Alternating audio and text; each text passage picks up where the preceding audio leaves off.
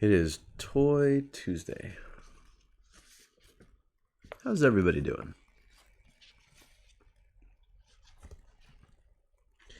So the other day, hello MXA Ghost. So the other day, I had a drop off of stuff at my house. A friend of mine, I know there's a lot. It's double-sided too. So the other day, a friend of mine dropped off some stuff at the house. And it's a friend of mine who is very nice, always has little toys and things for my kids and for me. And dropped off some of these things that I had never heard of before. And it's Marvel Battleworld. Mystery of the Thanostones. And it's a game, an official Marvel game made by Funko. I had never heard of this thing. Apparently it's been out for a little while. So I don't know if you all have heard of it, but I thought I'd show you what it's all about.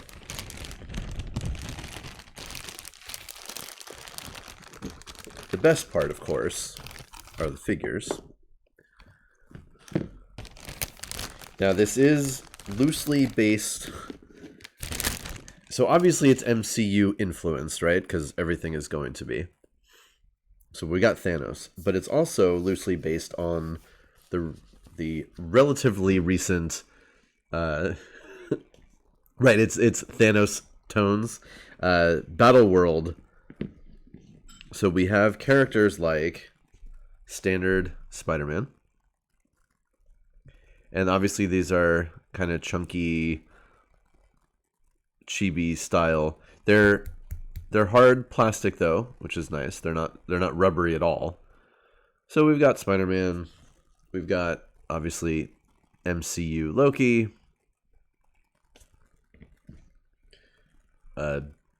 adolescent Groot, I guess. And then figures like Crocodile Doctor Strange. Ant.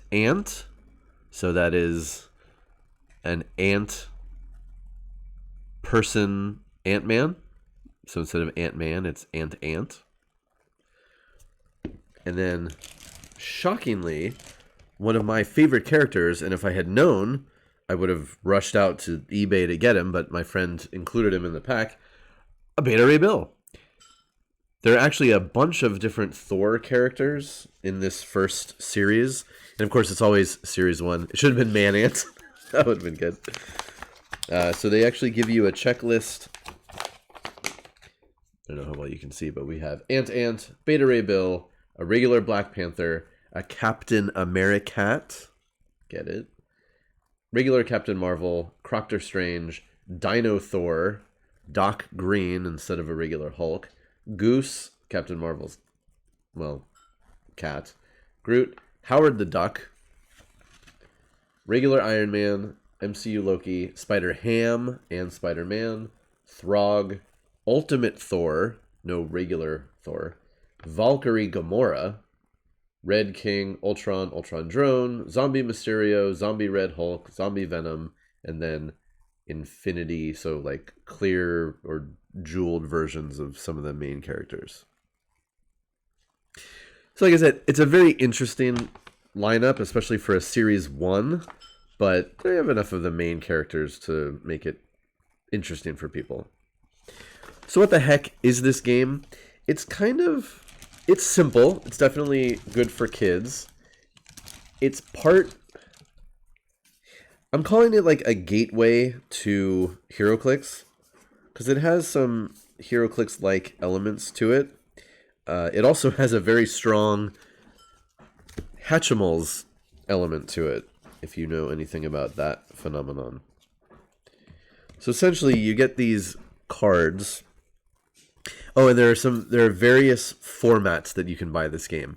The smallest is a battle ball that comes with one hero, and then, we'll get to how the other thing works, and then some of these discs. So to play, you need a few of these battle discs. I think that's what they're called.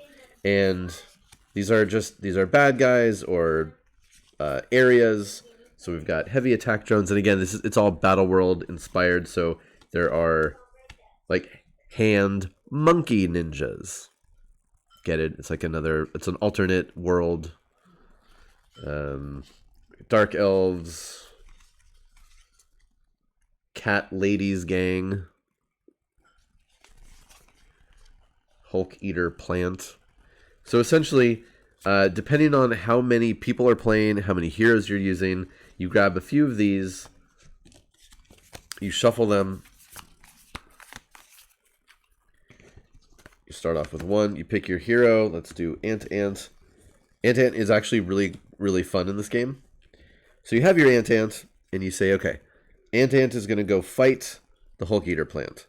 So boom, you put him on there, and then when it's your turn to go, you look at your little Ant card, and you see he's got some bonuses when it comes to fighting in certain locales. So this locale is a fist and an explosion. Uh-oh, Ant is not good at either of those. So, not ideal, but you gotta fight where you gotta fight. So you roll the die that it comes with, and it's a D12, but it's got some funky things going on. It's not, I guess it's 1 through 10 on the sides. And then there's a Thanos, which means you auto lose. And there's a star, which means you auto win that battle. So you roll the die, you add any appropriate modifiers based on where you are, and you compare it to the target number here, which is a 9 or better. So I only rolled a 4, which is not good, so I lost this battle.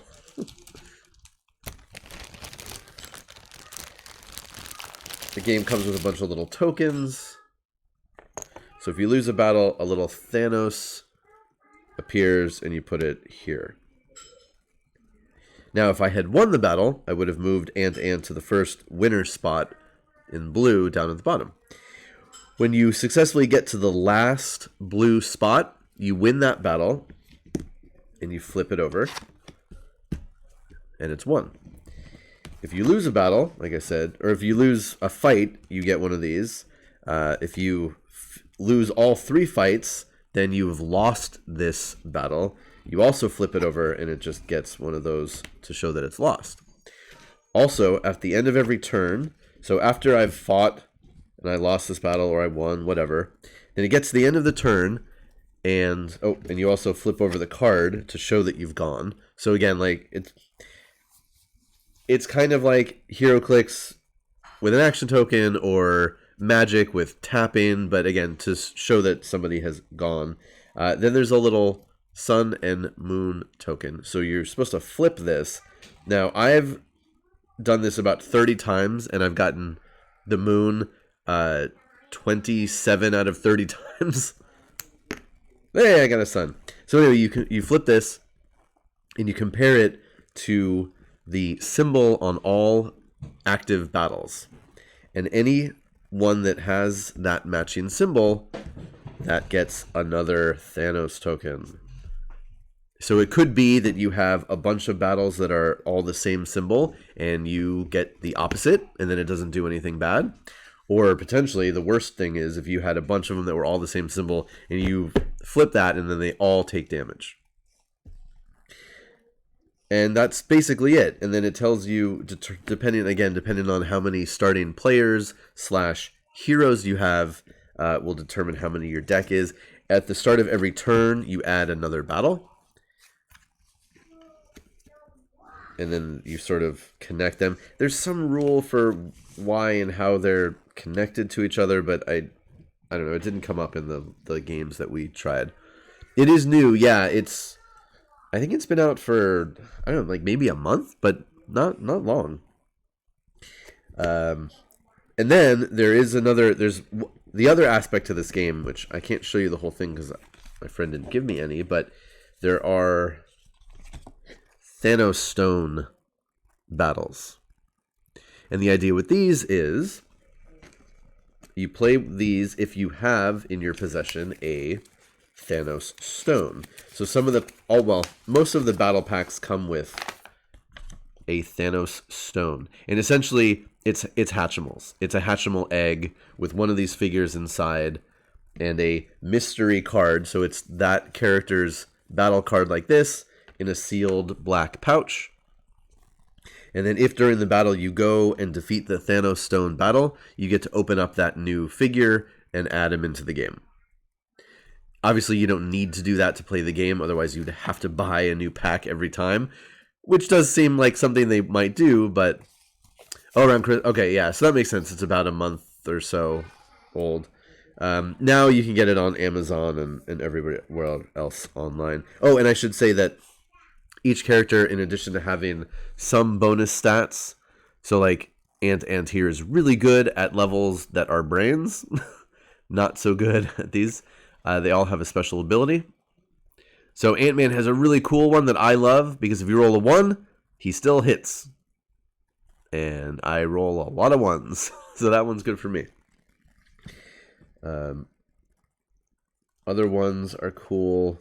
Oh, Loki lets you re-roll, reflip this token, which is nice. And then if you're playing with multiple heroes, say you have Ant fighting over here, Spider-Man fighting over here, some of the heroes have abilities that affect nearby heroes, which are heroes on any adjacent tile. So yeah. Like I said, there's a battle ball, which gives you a few more of these cards. One revealed hero, but it's revealed inside the box, so it's still kind of blind box anyway. And then one Thanostone. And then there's a larger pack that gives you... there's only one so far. It's clearly what they're going to make more of, but there's a negative black and white version of Spider-Man. I think 3 more open heroes inside the pack, and then 2 Thanostones. Then there's an actual Thanos on his spaceship that takes the place of one of these. It's a physical thing that like has a die dropping mechanic in it, which is pretty cool. And the last thing is... Oh, it's a little keychain pod with a gold Ultron, and it has a spinner on the bottom instead of a die. So essentially, it gives you a cool little thing to put a figure in. It gives you a gold Ultron, and it gives you a way to play the game without needing a space to roll a die. So it's like a travel version almost. But yeah, it's certainly easy to learn and to play. I taught Benjamin here in just a few minutes, and then he played a game pretty much by himself. You can do it single player, which is nice, or you can play. I think it says up to 4 people.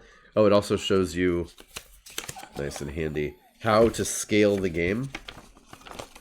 So essentially, depending on how many starting heroes you want, how many battle cards and wins you need, and then Thanostones if you're using them. But really, those are optional. Yeah, Thanostones or heroes from your collection. So yeah, it's neat. I hope it does well, so we get more series of characters.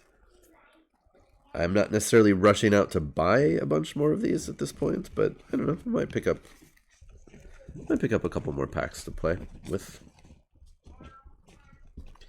Of course, there is a rarity scheme among the figures. There are commons. There are rares, there are ultra rares, and then the couple exclusive ones like that Spider-Man and the gold Ultron. Figures are about HeroClix size, again with a chibi style to them. Yeah, that's true. I could definitely show this game to Jessica. I can even give her the Loki figure, or let her play it at least. But yeah, like I said, it's simple. I think this would be a good, if you have children or if you have nieces, nephews, or that sort of thing. I think this would be a good gateway toward HeroClix. Yeah, then extra tiles. Doctor Strange and nearby heroes may re-roll attacks once at brain battles. Groot adds +2 to his attacks when he is with another hero. Oh yeah, you can also have 2 heroes fighting on the same battle if you want to get through it quicker.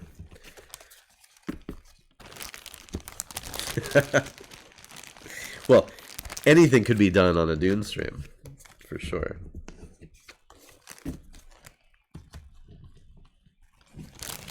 Can someone close the gate so the cat doesn't come in here, please? I think Benjamin was the last one to leave. Oh, and there's whatever that is. Oh, jeez. What is that? Oh, wow. A giant soup. Fun. Don't eat all my toys. Yeah, I was, when I got this bag, like I said, from my friend, dropped it off, I was like, oh, what are these silly little things? And they said, wait a minute, Beta Ray Bill. I got very excited for a new Beta Ray Bill toy. He's going right in my display shelf. He does not get to stay in the bag with the other figures. Mine. All mine. Yeah, and if you read in the Battleworld stuff, you'll know why there are so many Thor-related characters, even in this little set. All right. Let's open up some toys, shall we?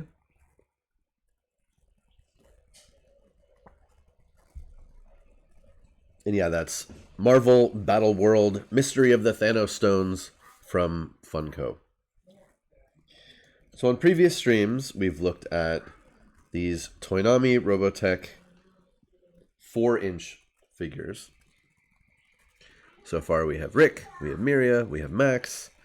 They're decent. They're not the best. They definitely have some issues. These are all figures from Series 1. There's a Series 2. Man, that thing is... it's a year late by now. No news about when it's actually coming. I should probably double check. I've got a pre-order open at Big Bad Toy Store.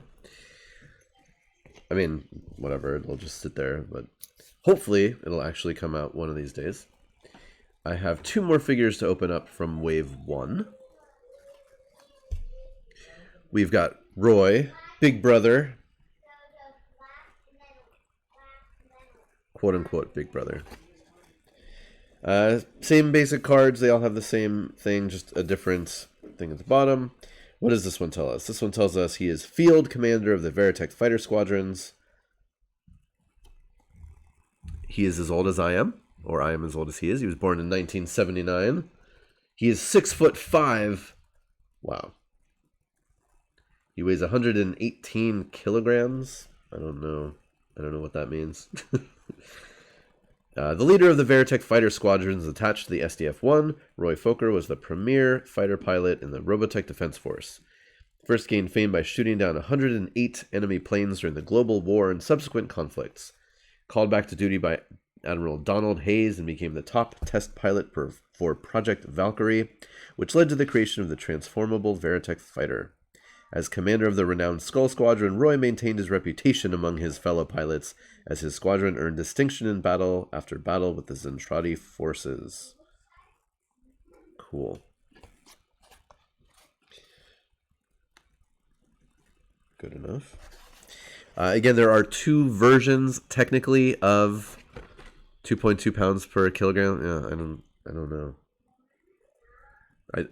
I never. I'm sure I learned it at one point, but I do not remember at all.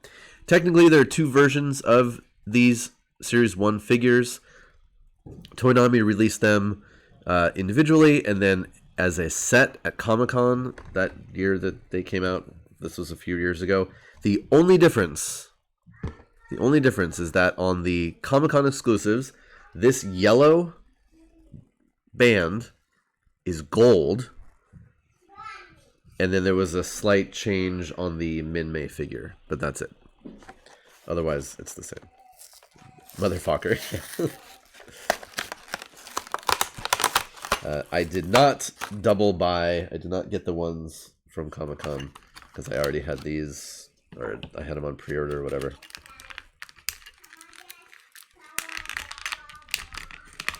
So Roy has the exact same stuff as the other ones. You get figure, you get a base, which is nice because they've got these kind of skinny, goofy little legs. He's got his helmet. and then a hairpiece that goes with the helmet. Which, again, I do credit Toynami did a really good job with these, I think. If we want to go back in time, we can look at some other Roy figures. This is a figure that showed up. It was like a pack-in with some older Veritech and Valkyrie toys from years gone by. Obviously, this is in his more dress uniform rather than the flight suit. It's an interesting pose. Not exactly sure what he's doing with that hand there, kind of doing that. But there's that one. I do have the original Matchbox action figure. This one's actually in pretty good shape, surprisingly enough. Very little paint wear. So that's cool. Rubber band still feels taut. I'm not going to mess with it a lot because actually my Rick figure, the rubber band inside finally gave up the ghost. So he is now in 2 parts, and I'll have to find a replacement to fix the inside. But this one's pretty good. And then I have the... this was I think this is where Men, this line, the Toynami version of Kubrick's or whatever you want to call them at the time. So those are my other. Also interesting that for the flight suit characters, they're all different colors. Original was blue, then we go to purple, then we go to gray. So that's cool.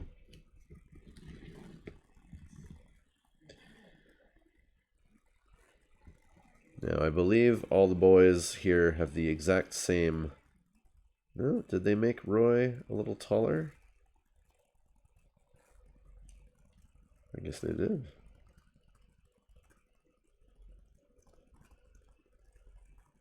Looks like he has the same torso, but his legs are slightly longer. That's good. I mean, geez, if the guy's supposed to be 6'5".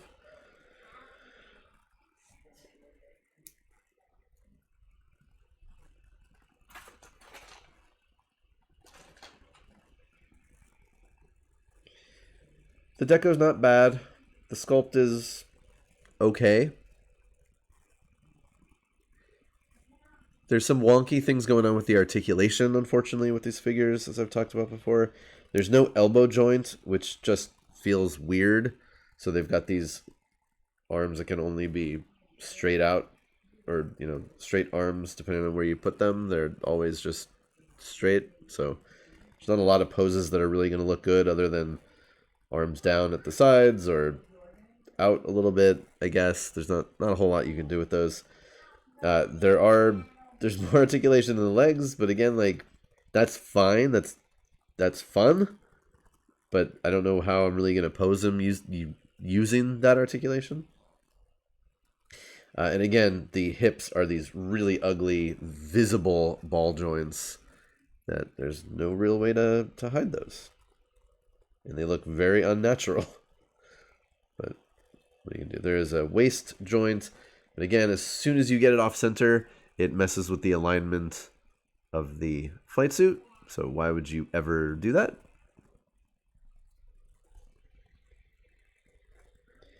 And then the best thing, of course, with these is that they all have removable hair.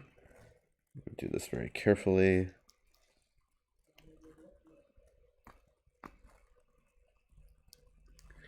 Roy, of course, has this glorious hairdo. Okay, it's coming off of that side. It's stuck a little bit. There we go. Pop that off. Now that's a good look.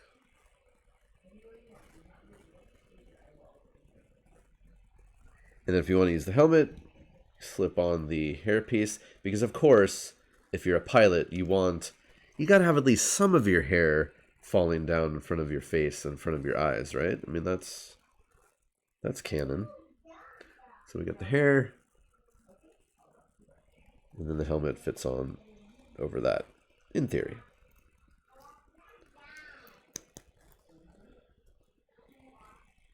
Nice.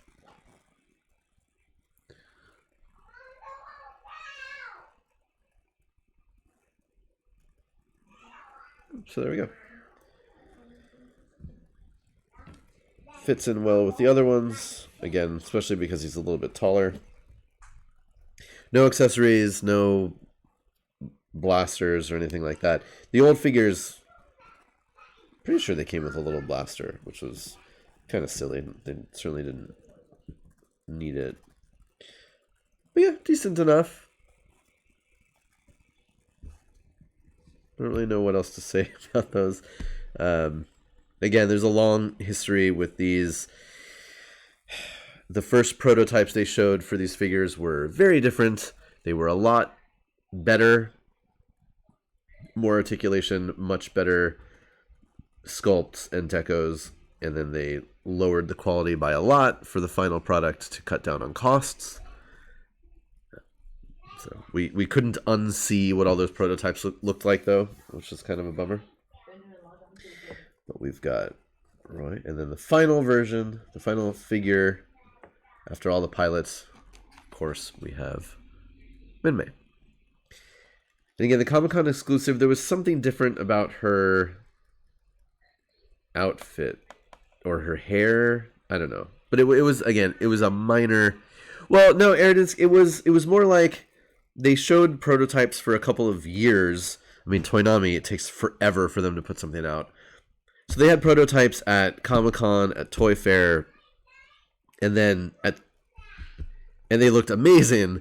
And then when it got closer to we're actually going to solicit these figures and let people do pre-orders, then all of a sudden they swapped them out for these and said, okay, this is what the final thing is going to look like. So we knew before anybody bought it, but it was still a little bit of a bummer. Lynn Minmei, celebrity aboard the SDF-1. Birth date, 1993. Height, 5 feet 1 inch. Weight, 47 kilograms. Hey, Bondo, thank you so much for the resubscription. I appreciate that. Minmei's eyes are green, her hair is black. Lynn Minmei is a complicated character. Well, doesn't that put it mildly? Transforming from a playful teenage girl into a brave and dynamic woman. After winning the Miss Macross beauty pageant, she became a pop idol and a symbol in the human struggle against the Zentradi. As the romantic rival of Lisa Hayes, Lynn Minmei has had a complicated relationship with Rick Hunter. Rick's feelings have changed with Lynn's success and embrace of pop culture. Minmei won the first Miss Macross pageant in 2009. She also co-starred along with cousin Lynn Kyle in Small White Dragon, the first movie to be filmed entirely in outer space. Minmei's voice was instrumental in the final battle against the Zentradi Armada when she sang "We Will Win" as the pilots flew into battle. I do like these write-ups. And as someone who's written text to go on toys, it's not always easy to condense the history of a character. Although they give a pretty good amount of space. I'm actually surprised at how much space they give to these bios. You don't often see that. Just like a block of text. That's actually kind of cool. Alright, so we have our Minmei. I'm a little bit concerned about her legs. They don't look even. Going back in time, I have my original Matchbox Minmei. She's pretty floppy. Her legs, I should say. Not the best sculpt on this old 80s figure, but, you know, what are you going to do? A bit more wear and tear on this one than Roy. Yeah, she just kind of... She's floppy. And then I have a Minmei thing here. These were super cool. I know I've showed a couple of these before. from Japan. So this is Macross, not Robotech technically, but there were a series of itty bitty figures, and they're on pencil sharpener bases. Why not? But this set was super cool. It has a bunch of Veritechs, Destroids. There's a little SDF-1, just a couple of human characters, but these are really, really cool. And the prices on these just skyrocketed after they came out. God, I want to say the very early 2000s? Somewhere around there, does it say? Made in China. Copyright 1982 to 84, but that's just the original Macross stuff. I don't see a date that this was made. But yeah, I love these. I have a full set and then a couple of duplicates. All right, let's check out the new Minmei. So her legs...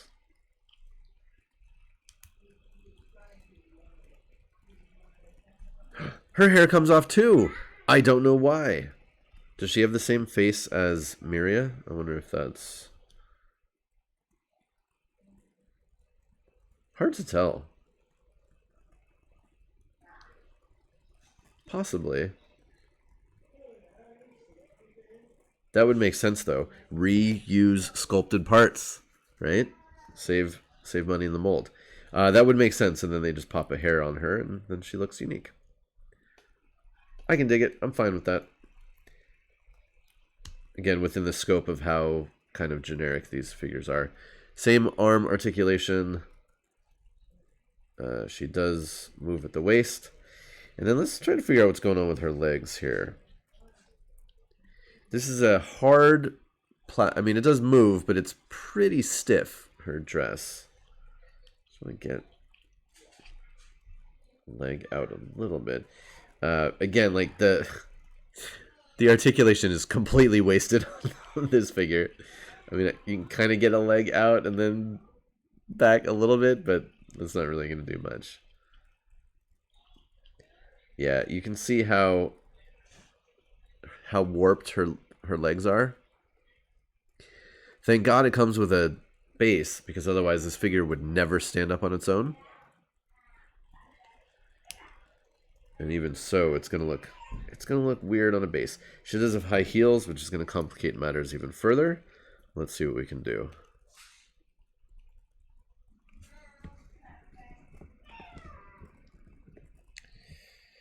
Yeah.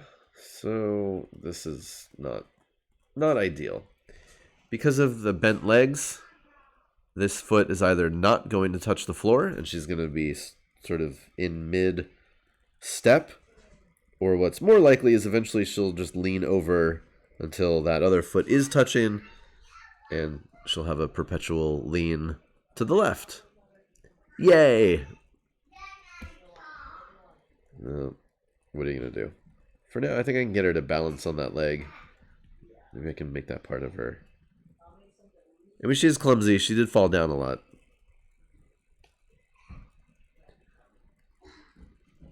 I can do like a balancing pose.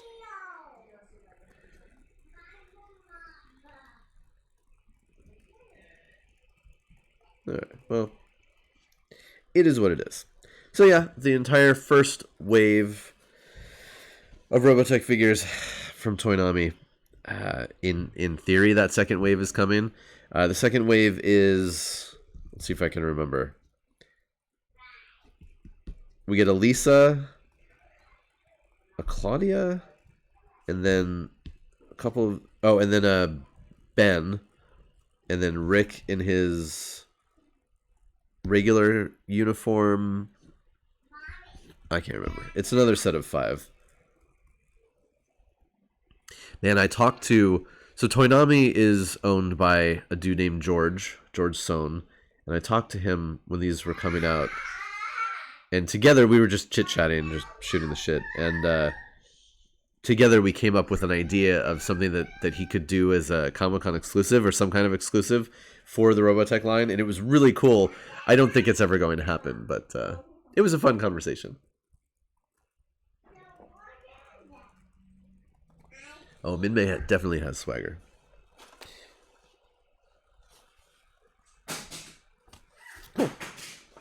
Well, now I can display all of my Robotech figures until the second series comes out. Maybe one day? We'll see.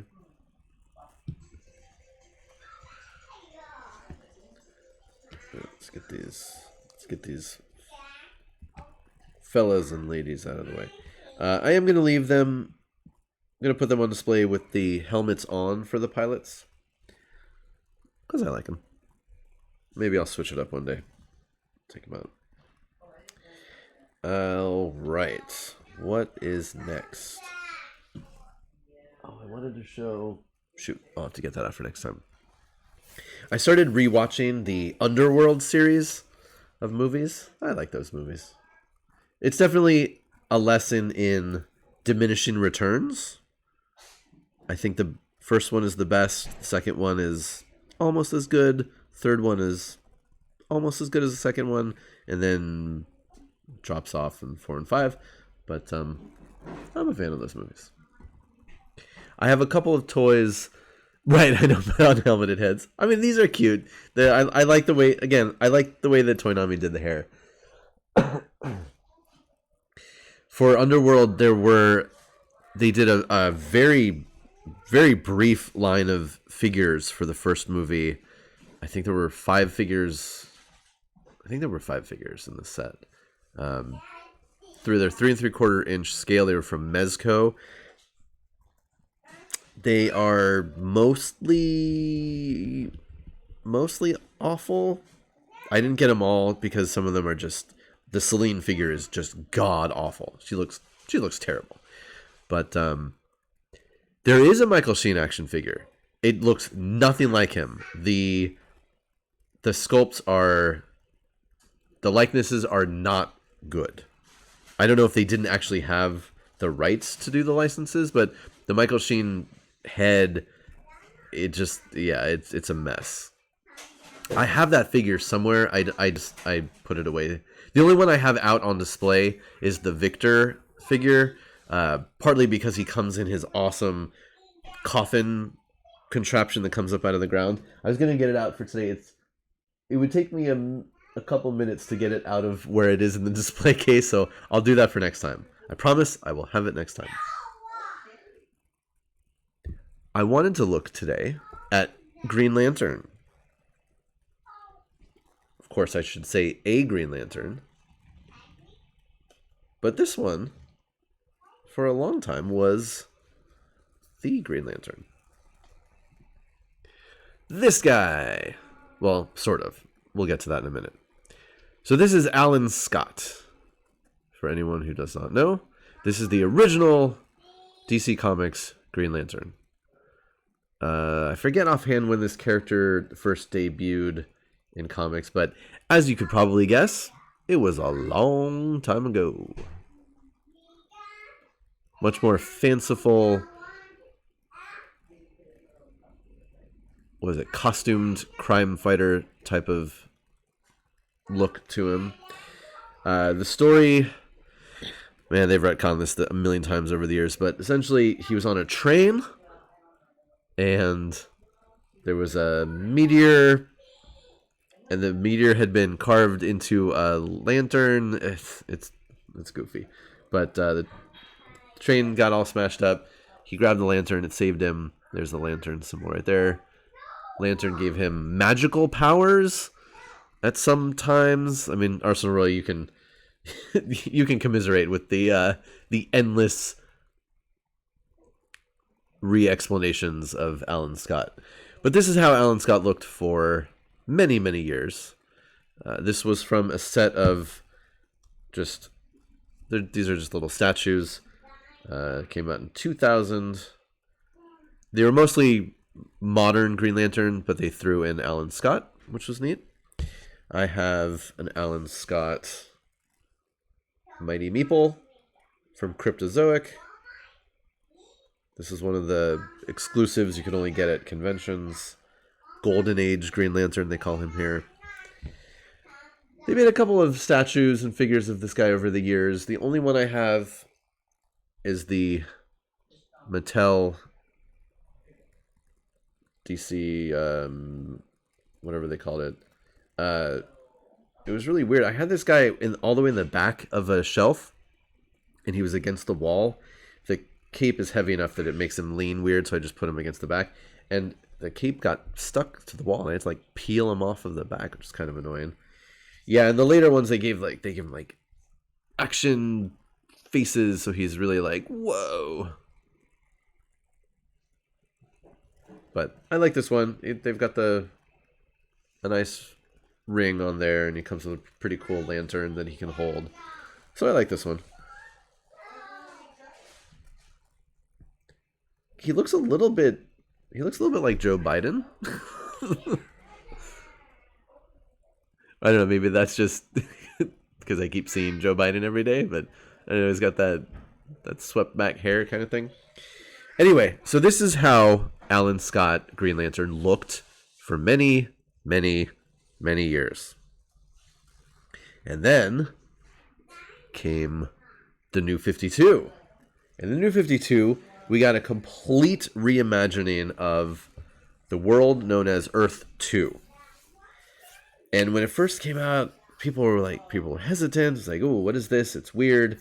I ended up really liking Earth 2 stories.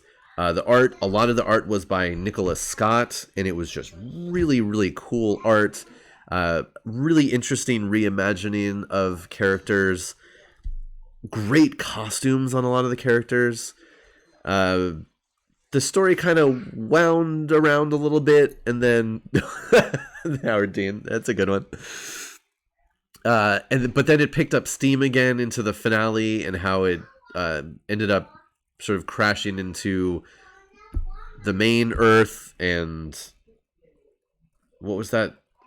And the convergence. They did some really cool stuff with the Earth 2 comics. So I don't know how it's looked back on these days, but there was a line of Earth 2 figures from DC Collectibles.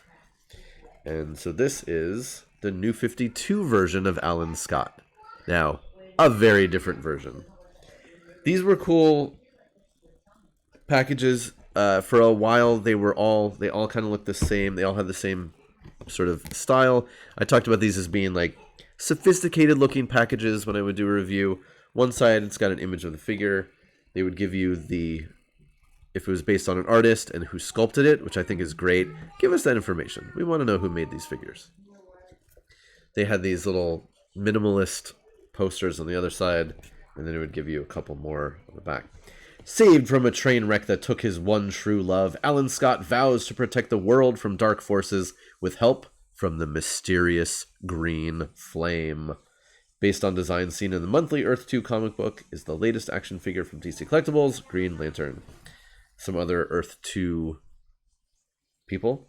I have the Batman. I'm always down for Thomas Wayne as Batman. So yeah, not a whole lot going on, but pretty sleek and, just like one main thing to focus on each panel.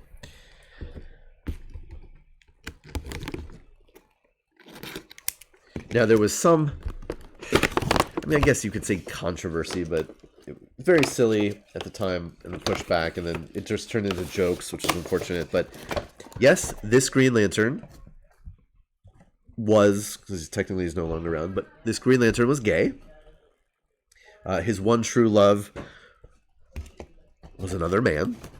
That character died on the train wreck, but actually then came back, sort of.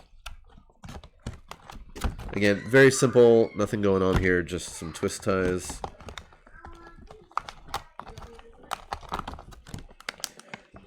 No accessories.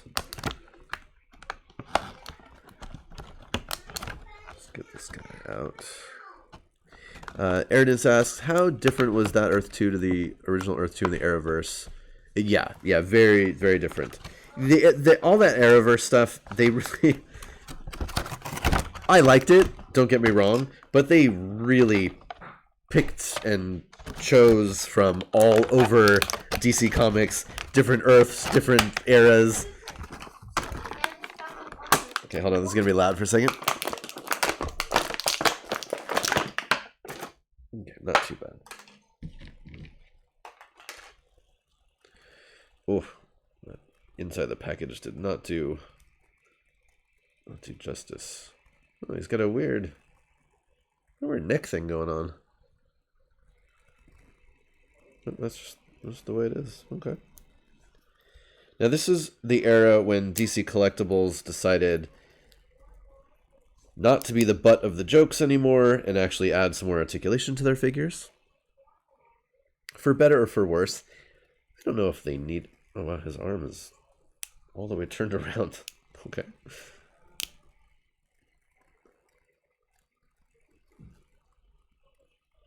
I don't inherently dislike a figure for having less articulation if it looks good.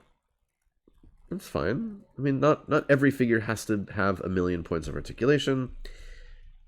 While I open up figures and, put them through their paces and look at them, generally after that, I set a figure in a pose and I put it on my shelf. I'm not going to be playing with it all that much. This is a very solid, great action figure. It has a good amount of articulation, not too much. There aren't double jointed everything's. Again, totally doesn't need it. The neck is a little weird how it's permanently angled forward, but the more I move it into different poses, it actually looks fine.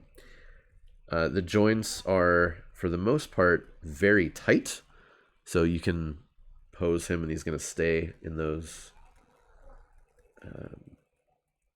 The sculpt is a little soft. There's kind of like chunky parts here. Or maybe that's just how the paint got laid on it. But that's fine. Otherwise, there's some musculature sculpted in here. I like all the little groovy accents around here and on the legs.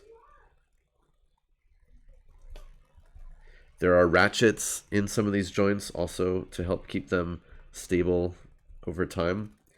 He's got ankle joints, which is good. There's a lower leg joint here that's... they tried to hide it in the boot. It almost worked.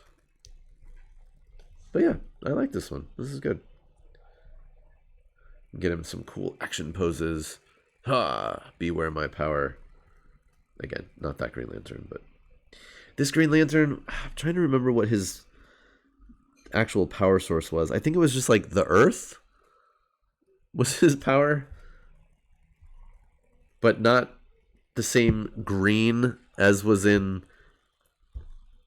Earth 1 in the New 52, because the green was what powered animal people. No, that was the red. The green was plant people. I'm trying to remember all the colors in the New 52 stuff. He's got a cool ring. Let's see if I can get it focused on. It's got a couple different... close enough anyway. It's got a couple different colors in there, green and yellow. But yeah, I like it. Head sculpt isn't bad. He's got a very, very focused, narrowed eyes. And then hair kind of going everywhere. A far cry from this, but cool all on its own. Like I said, I think the only other Earth 2 figure I have is the Batman. I'm looking. I don't see anything else that's jumping out as Earth 2. And then there are HeroClix of a lot of these characters. And of course, I have all of those, but they're packed away. Right. So yeah, when I actually put him on the shelf, he'll probably just be standing there.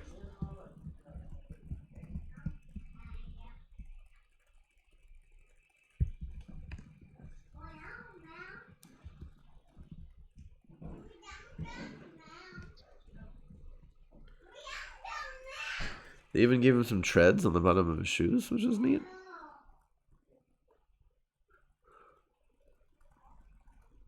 And like really unnecessary, but that's cool that they went to that trouble.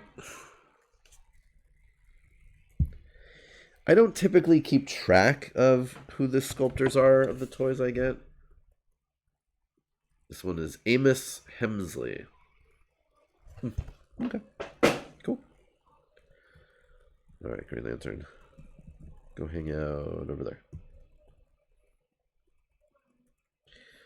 Let's see. We've got a couple more minutes. Let's do...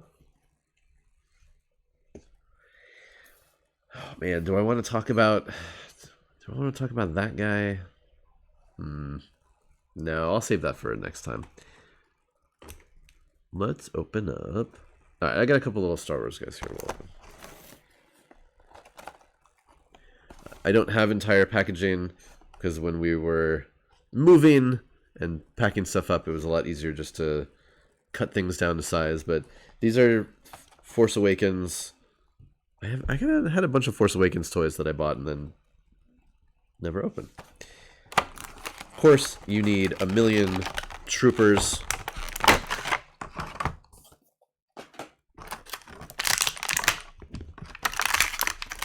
Now these, instead of having a big exoskeleton pack, these have these goofy little accessories. So this is, you could use it as like a turret of something, or you can connect ones from different things to make a whatever the hell that thing is supposed to be. It's dumb. It's just a silly little pack-in. Savage Punch asks, did I ever get into Ronin Warriors, Samurai Troopers? I did not. No. It comes apart, so you could use this for different things. But it's pretty junky. Alright, so this was the standard First Order Trooper from Force Awakens. Now again, for these toys, Hasbro said, let's go retro. So these are 5 points of articulation only. Arms go up and down. Legs go forward a little bit back. And the head is on a ball joint. So it's a little bit... It's not just a swivel head. It's a little bit of a ball joint. Although the helmet restricts that anyway. But yeah, they're pretty simple. At rest, they don't look so bad. They were also nice and cheap when they first came out, so that was good. And again, we've talked about the interesting phenomenon that over the last few years, there are very few Star Wars toys mass market available everywhere for children anymore. They don't come out with a new 3 3/4 inch toy line for new movies anymore, which is a bummer. The only other special feature going on here, the blaster is removable from his hand, and there's a little part that sticks out on the side of the blaster over there, and it corresponds to a little slot in his leg, and you can plug it in right there, which is kind of neat. You'll have to take my word for it. I'm not going to take it out of his hand. But yeah, like I said, the best thing about these were, at the time, these were cheap. I think they were, I want to say they were under $10. They may have even been like $5 when they first came out. I could be misremembering that, but they were definitely $10 or less. And then we have the cold weather version from Starkiller base at the end of the movie.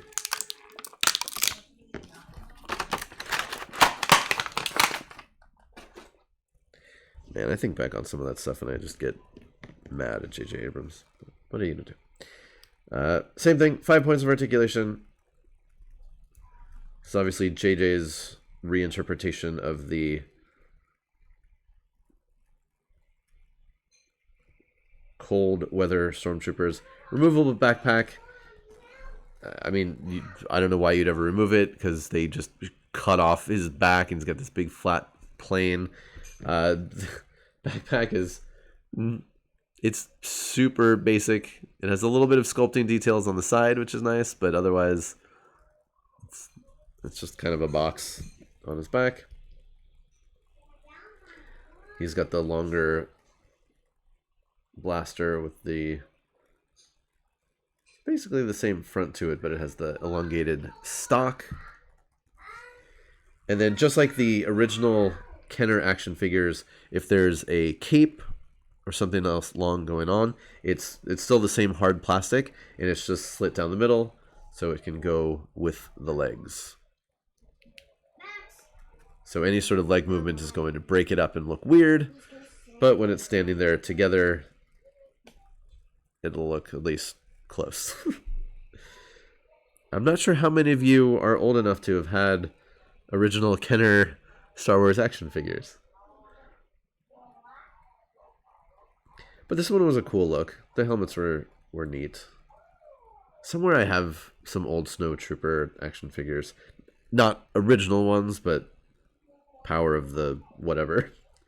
Power of the Force, Power of the Jedi. I don't know, they made so many Power series.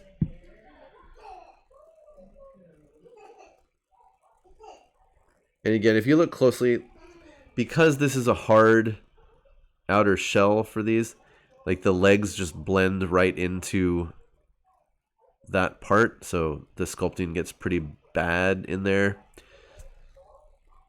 If you don't look too closely, it's fine.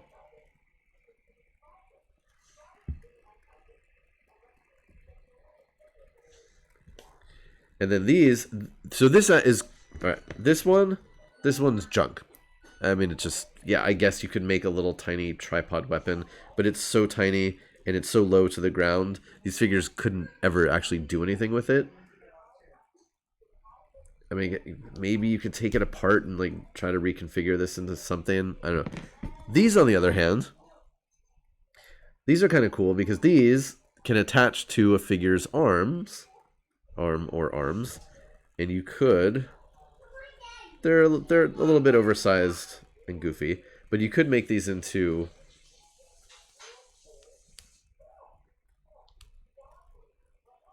somewhere at least. This should work. Like power blade somethings. So that could be cool.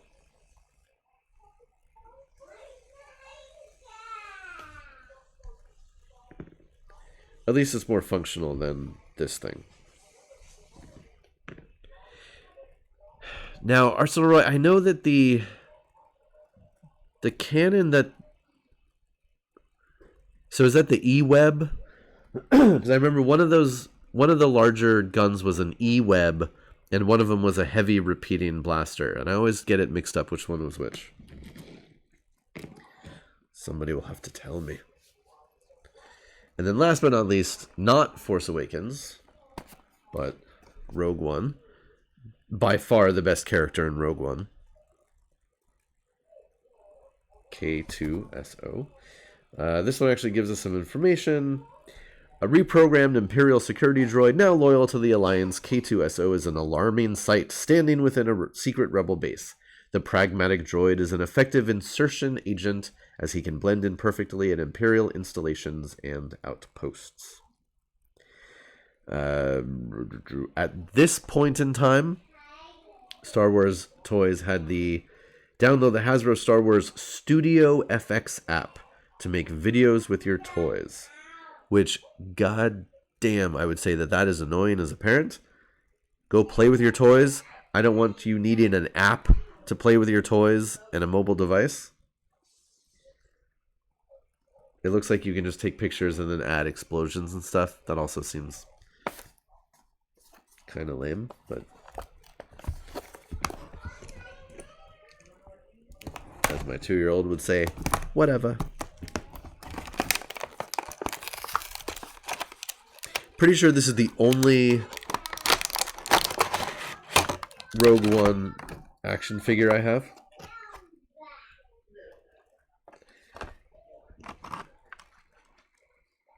E-Web would be the tripod version. Oh, okay, cool.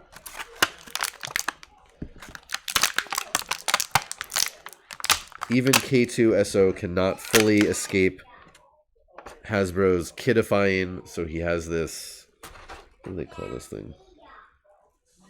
K2SO has zipline action, because that was in the movie, right? Okay, that's kind of cool. Rarely in a basic action figure will there be an actual retractable line.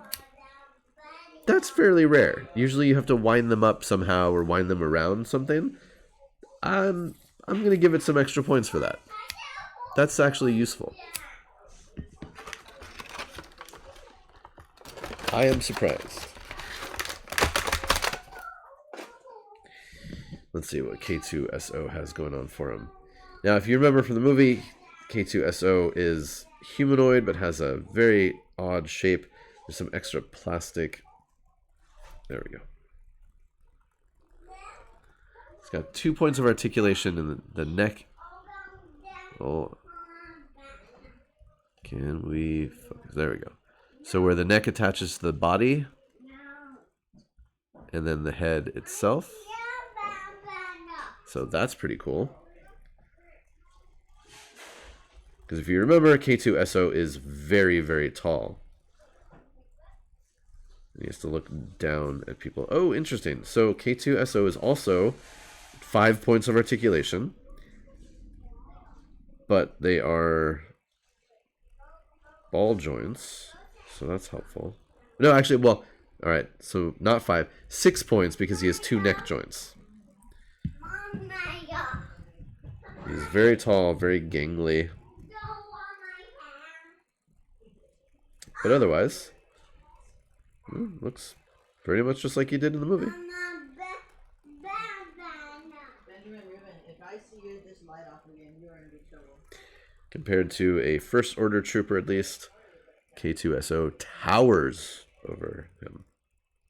Or her. So that's cool. Like I said, I don't have any other Rogue One action figures, so K2SO will hang out on the droid shelf with all of my droids. I have a whole bunch of R2s and R4s. Some other fun droids from the years. But yeah, this is cool. I'll give this to my kids. They'll have fun with it. I have a Batman action figure from the Batman cartoon, and it has a built-in one of these on his arm, which is cool. Right. K2SO. I mean, you can't stop that droid from ziplining all over the place. Does this even attach to his little gangly arms?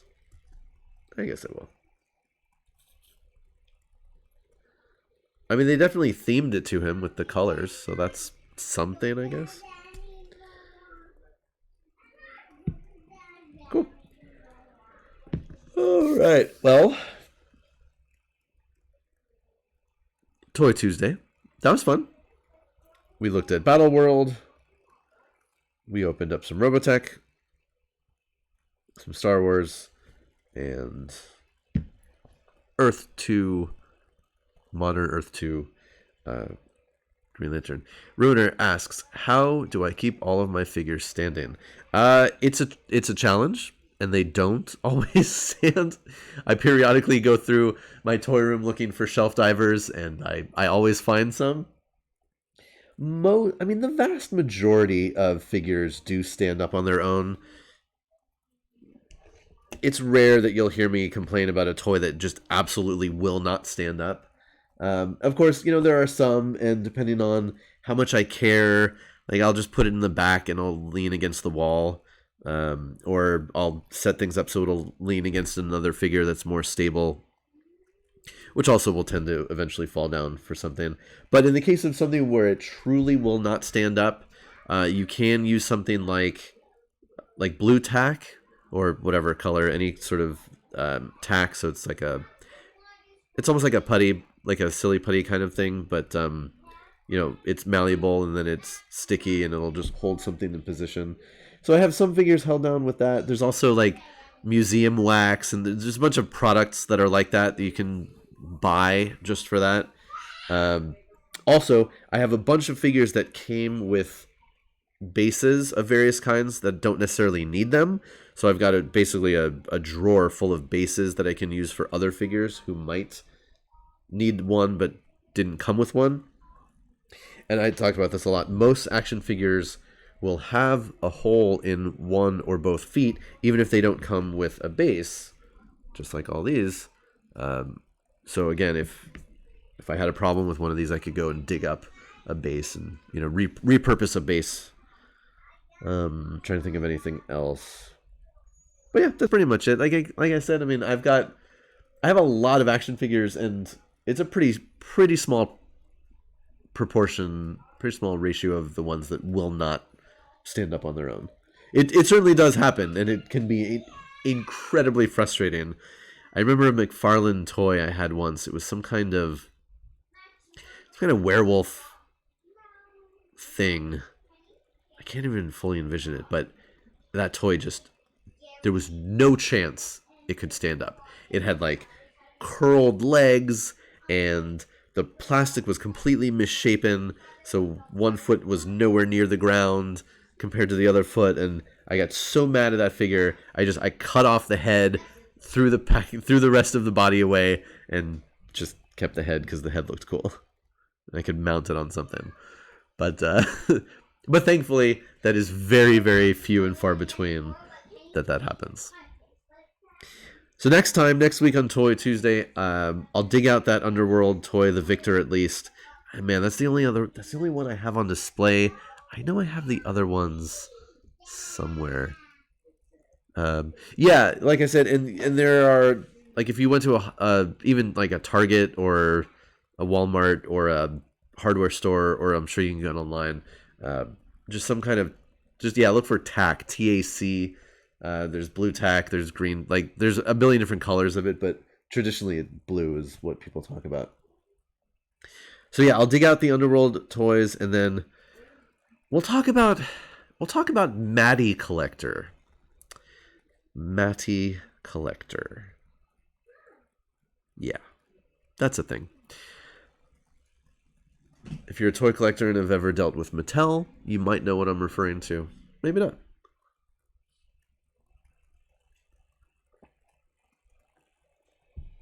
Mattel's collector-based toys were run for a number of years by an interesting fellow in the toy world.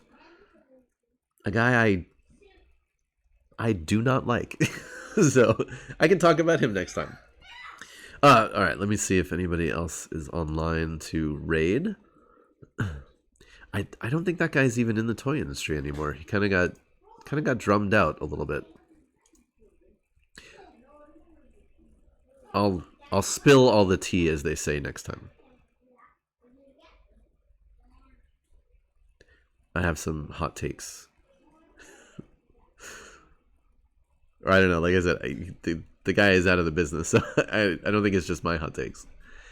Let's see who is online doing anything. Oh, it's so slow. Come on.